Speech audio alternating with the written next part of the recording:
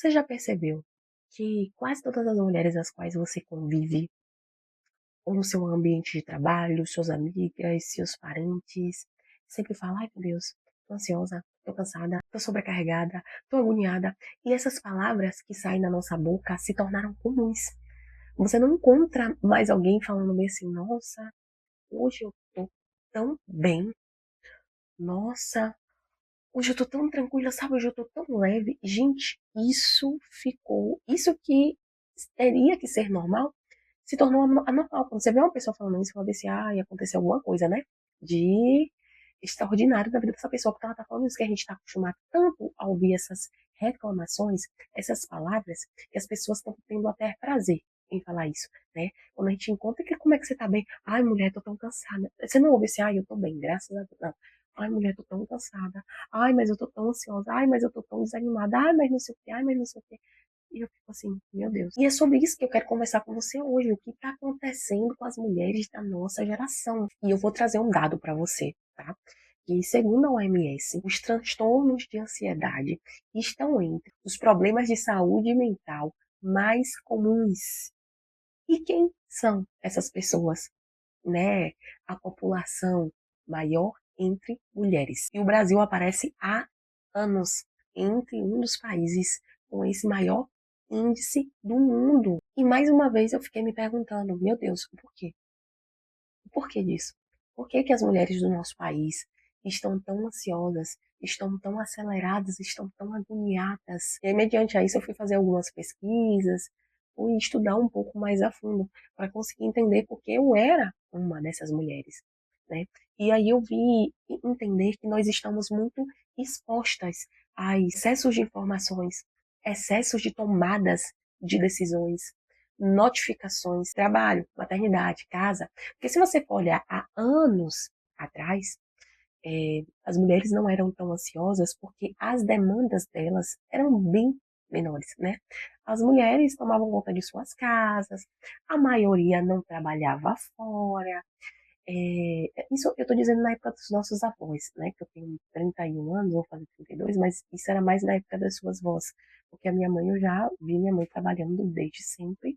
Mas eu acho que na época dos nossos avós, ou dos nossos bisavós, as mulheres tinham vários filhos, mas um filho ia ajudando a criar o outro. Era aquela mulher que trabalhava só dentro de casa, que o marido era provedor.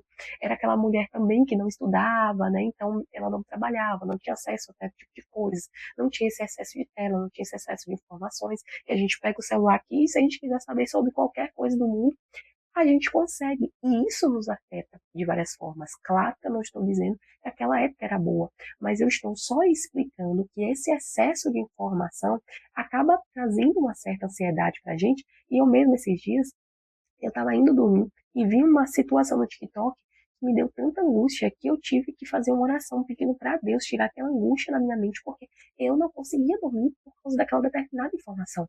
Então, as informações influenciam a nossa vida demais, nos deixam mais ansiosos, nos deixam mais preocupados. Quer ver quando tem rumores de guerra, quando tem rumores de atentados, rumores de qualquer coisa que está acontecendo pelo mundo, como isso nos afeta, né?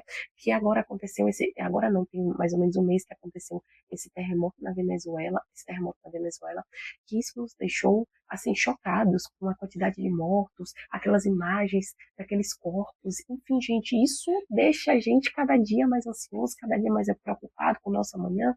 E aí vem a questão também da política, né, que agora está chegando, como é que vai ser daqui a 4 anos, como é que vai ser a nossa política, a nossa economia, e isso acaba nos gerando muitas preocupações. E aí, não saindo dessa situação, né, dos problemas, a gente também pega o celular e começa a olhar as redes sociais e a gente começa a ver vidas perfeitas.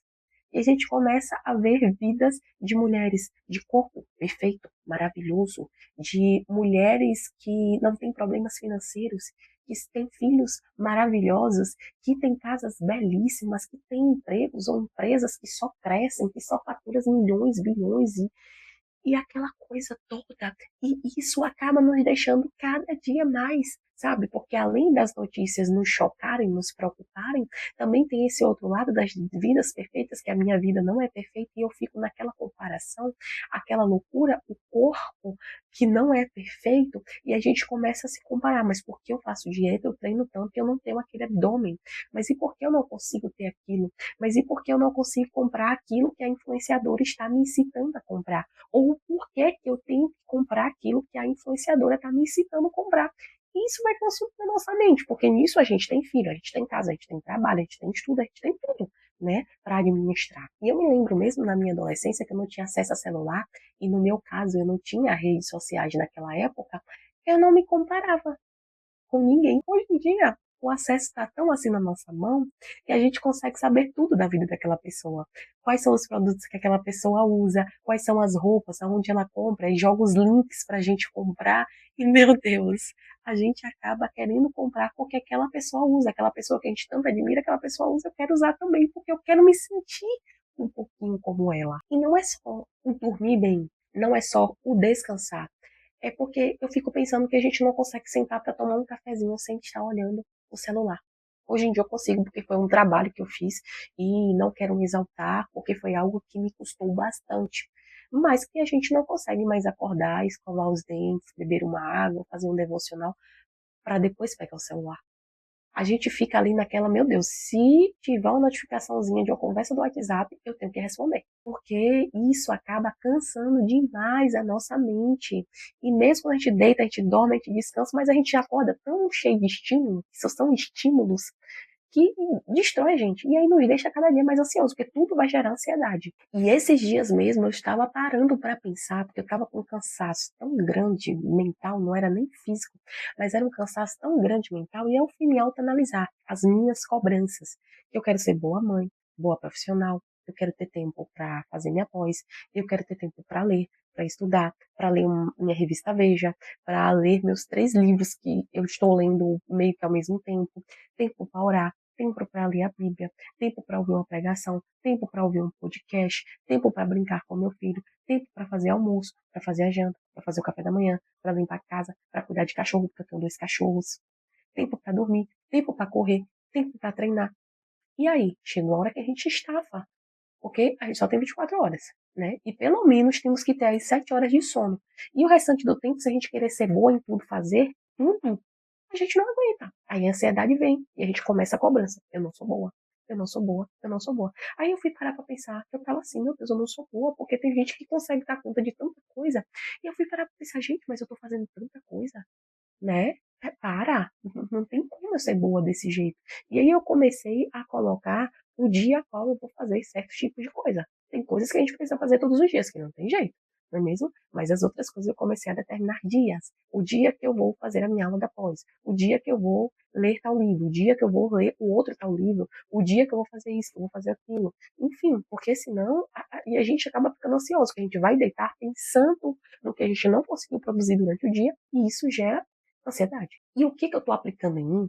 Porque eu era uma pessoa muito ansiosa, muito agoniada, e lendo alguns livros, escutando alguns podcasts de profissionais, né? E o que que eu tenho aplicado na minha vida? Primeiro de tudo, diminuir o meu tempo de tela, diminuir o meu tempo de redes sociais, tá? Eu tenho diminuído bastante, porque eu percebi que essa questão de gerar expectativa ou ler notícias que me comove, que me dá preocupação, ver stories de digitais influencers, a qual me influencia a comprar, e aí eu vejo uma coisa que eu nem preciso, e aí na minha cabeça começa a vir a preocupação, eu preciso disso, sendo que eu não preciso. Então, diminuir o tempo das redes sociais, nesse tempo de tela aí, a qual eu estava exposta, toda hora pegava o celular e olhava, toda hora celular e olhava. Eu diminui bastante, assim, foi um exercício difícil, né? Quando a gente está viciado em uma coisa é muito difícil de fazer. E essas coisas, as quais todas aí eu vim perceber, e nada supera minha vida espiritual com Deus. É, isso aí para mim é a chave de tudo. Ter uma vida espiritualizada, isso limpou a minha mente, limpou a minha alma. O vazio a qual estava em mim foi preenchido.